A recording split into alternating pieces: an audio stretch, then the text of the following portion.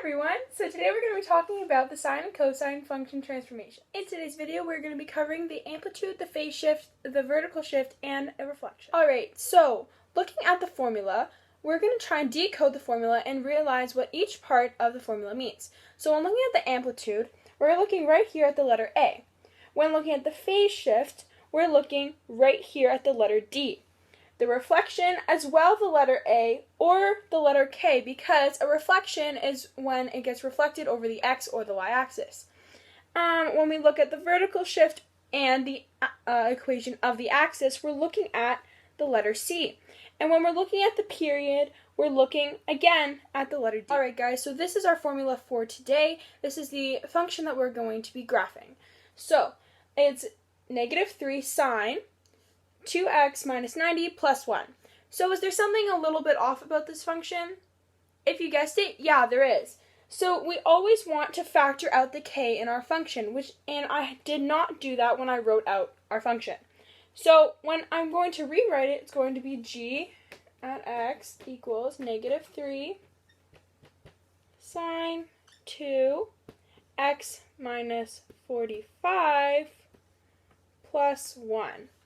So you always want to make sure that your k is factored out, which means that we divide 90 by 2, and that's why we got 45. Alright, now that we've taken time to clean up our function, let's take time to recognize what each part of it actually is. So our amplitude is 3, right here, our A. Our equation of the axis of symmetry is 1, our C. Our phase shift is 45. Now it was 90, but because we factored out the 2, it becomes 45. Our vertical shift is again 1.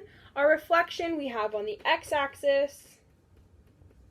And for our period, we can find out the period by doing 360 over k. And our k value is 2.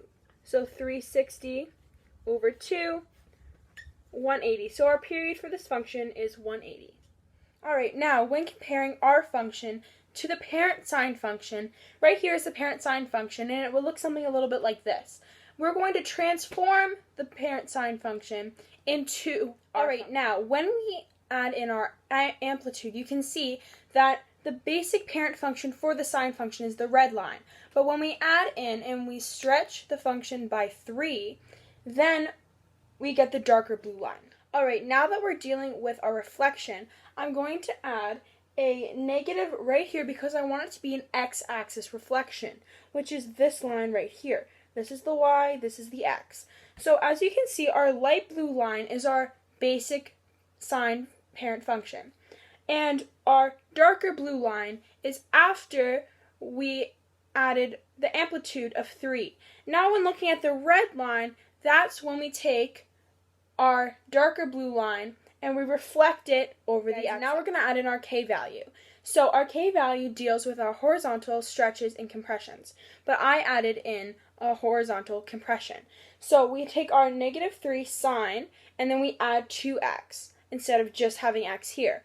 So as you can see, the red line right here is our basic sine function, our parent sine function, and our darker blue line is the reflected function with the amplitude of 3. And now that we add in the 2x in our compression, we have to compress the whole thing by 2. So as you can see, the lighter blue line is after the function is compressed by 2. Alright, now we're going to be dealing with our phase shift, also known as our D value. So for our D value, I added in 45. So as you can see, the red function is our basic parent sine function, and the lighter blue function is our function before we added in the phase shift. Now, when we add in the phase shift, it becomes the darker blue function, so everything moves to the right by 45 degrees because it is x minus 45. The last and final transformation that we're going to be adding is our vertical shift, which is our c value found right here. So our c value is 1, so everything in our equation will be moving up by 1. So again, with our blue, our light blue being our basic sine function, our red being everything before the vertical shift, and our dark blue being our vertical shift up 1. Alright guys, so I drew out all the transformations all together on a piece of paper, and I color coordinated them and put a legend on the side, so if you need to look back at which transformation means what, you can go ahead and do that. And I put our equation at the top. Thank you guys so much for watching, and I hope this helps you learn the transformations of a sine and cosine function.